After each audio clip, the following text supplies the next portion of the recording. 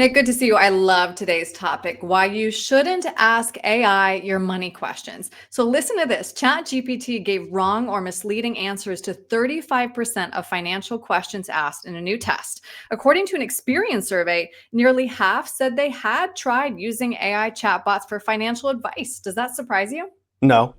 Yeah. No, and not at all. I mean, there's going to be a point in time when people, Aaron, look back at this interview and they wonder if we were real or if we were fake. I I'm mean, real, I promise. right, you can create, I mean, I'm pinching myself, right? So I don't think an AI is going to see how the cheek actually, it's the fat is actually, see how that is working, folks? 100% Because, real. because nowadays you can create an avatar of yourself and you kind of look like Wayne Newton, it's like this, and it's like the big eyeballs, and it's like it, but it looks like you, but it's not Yeah. really you.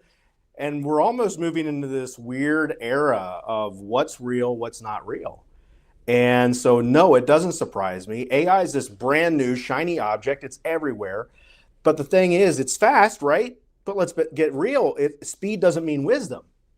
And just because ChatGPT speaks confidently doesn't mean it speaks correctly. You got Hmm. to wonder where sometimes it's getting its information from. Hmm. People are treating AI like when it comes to finances, they're treating AI like it's a seasoned advisor, but it's more like an intern on its first day of the job, and it's taking Investopedia as its source of knowledge or information and making it Hmm. sound good. Hmm. So it's like trusting your GPS, even when it says that even when it's taking you right to a lake. Hmm. And we all know we've all done that. Have you ever been in your car? You have your GPS, and it's like, whoa, where's it taking me? All the It's time. like this isn't. It happens to me all the time too. And so you just don't want to look at it. And we're talking finances here, so you don't want to look at this and say, oh, well, because it said so, that's how it works. We just got back from a conference in Dallas, and there was a speaker there who was talking about AI, Yeah, it's and great. he was fantastic. And what he mentioned is that he gave an example of a person who asked it some questions, thought that the answers that he got were wrong. And when he kept asking ChatGPT, where did you get these answers from? Where did you get these answers from? He finds out that the answers that he got came from ChatGPT getting the information from a blog. Right. So think about that. That's not a reliable source. It makes it sound like it's a reliable source, but it's not a reliable source. So we got Hmm. to be careful. For sure, Right. got to be careful. So let's dive a little bit more into this study, Investing in the Web. Researchers asked Chat 100 questions related to finance and then had those answers reviewed by industry experts. And again, in that report, AI responded to 35% of those financial questions incorrectly. Here's just an example of some of the questions that were asked. How do I save for my child's education? How does the average pension compare to the average salary? What are the pros and cons of investing in gold? So, where might AI go wrong when it comes to answering those questions? You said 35% wrong, right? Very wrong too. It's not like even a little bit wrong, like grievously wrong. Yes. So I have kids in school. I have one in college. I have one in middle school. This is what I would tell them. 35% wrong equals an F. It's 65%. Mm-hmm. So if you want an F financial plan, take it as if it's holy grail. Where AI gets tripped up is because there's no personal context. Those questions that you asked, there's no personal context. So it doesn't know your age or your assets, your tax bracket, your health, your goals. It doesn't know any of that. There's no regulation. I have as part of my license that I have a legal fiduciary duty to do what's in a client's best interest. So if you think about that, ChatGPT has no regulation. It's not a licensed fiduciary. It can make mistakes, and no one's legally responsible if it's wrong. Right. And the thing hallucinates. So we had this is actually a really good story about this. We had another interview, you and I, and it had to do with Social Security. And I was just curious as to what ChatGPT would answer the question on the Social Security earnings test. So I asked it. I said, explain to me the Social Security earnings test and what it is currently. And, right now it's 2025. It gave me numbers based off of 2023, I believe. Yeah. And it said that the Social Security's earnings test It was correct on that, but then it said you can make up to $21,000, and if you make over $21,000, for every $2 in Social Security you make, you got to give $1 back. It was wrong. It's over $23,000. So you have to wonder where it's actually getting its stuff from. So it can tend to hallucinate, make up numbers, cite fake studies, grab things off of blogs and say that this is actually legitimate. It can sound like Morgan Freeman, because it does, because grammatically it's on the money. Right. It can sound like Morgan Freeman when in reality it's delivering like Napoleon Dynamite. Right.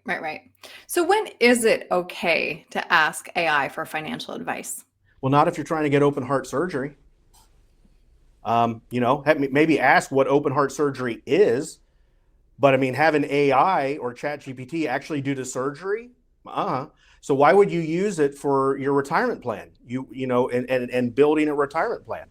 So where I use it, or where people can use it, is for general education, not for a personalized strategy. So a safe zone would be things like what's a Roth IRA? Yeah. What's the 2025 required minimum distribution age? Or what's the difference between a stock and an exchange traded fund? Or what's the difference between an exchange traded fund and a mutual fund? Or maybe what is a structured note? Or things like that. Where it fails is when you ask it things like, should I take Social Security at 62? How much should I convert to a Roth this year? Can I afford to retire? Mm-hmm. You're asking it for advice. So I almost look at it as, it could tell me, ChatGPT can tell me what a parachute is, and if I'm using one, how to fold it. But do I want it to fold it for me if I'm jumping out of an airplane? No. So just to underscore that point a little bit, the director of financial engineering at MIT said there are 3 fields where it is quite dangerous to seek advice from AI: legal, financial, and medical. Would you agree? I would. Obviously legal, because who knows, legal rules are changing all the time. So how do you know where it pulled that from, or what data it pulled it from? I mean, I've found that it will give me data that it's grabbed off of marketing material from lawyers who have been retired. So that means their websites are outdated. So you're getting outdated information. In finance, one wrong can mean blowing your tax plan, triggering penalties. For instance, the required minimum distribution penalty. Here's something that ChatGPT got wrong when I asked it this. I said, tell me the tax penalty if I am 70 and a half years old and I have not taken my required minimum distribution. And it told me 50%. That was the case in 2020, but that's not the case now. Right. Now, required minimum distributions aren't until 73, and the penalty if you don't take a minimum distribution is 25%. So it's incorrect in its numbers. So doing this can really screw things up. And I almost look like AI is a good. It's good at being a thought leader, or a thought helper, so to speak, but not doing the whole thing, and not doing it. It's like a vending machine for marital advice. Is it going to spit out something? Yeah, but is it going to be what I want to get? Probably not. It's a great co-pilot, but not the person who should be flying the plane. A human needs to be in that cockpit. So you just don't want to gamble on your future on some robot that's got a smooth voice. And I think that's the thing that if anybody gets anything from what we're talking about here, is that, my son's in college, and they have rules on what they can and cannot do with ChatGPT. And so, but one of the things that it does help with is writer's block. When you're sitting there and it's like, man, I'm trying to come up with an idea. Gosh, what is that? Type it in and it can give you ideas. But taking everything and asking it, should I have a trust? What's it going to answer? Should I invest in NVIDIA? What's it going to answer? So it's those types of questions that you can't ask it, the advice questions. You need to actually work with somebody with real life experiences. An investment advisor is going to be somebody who has done this and helped maybe hundreds and hundreds of clients retire. That's like us. is we've been doing this since 1965. We've seen it all. We have the real life experience to know what actually happens. We know when there is a road in front of us, and that goes right into the ocean, we know to stop, not to say, well, according to the map that I'm looking here digitally, there's no lake there, there's no ocean there, so just continue on.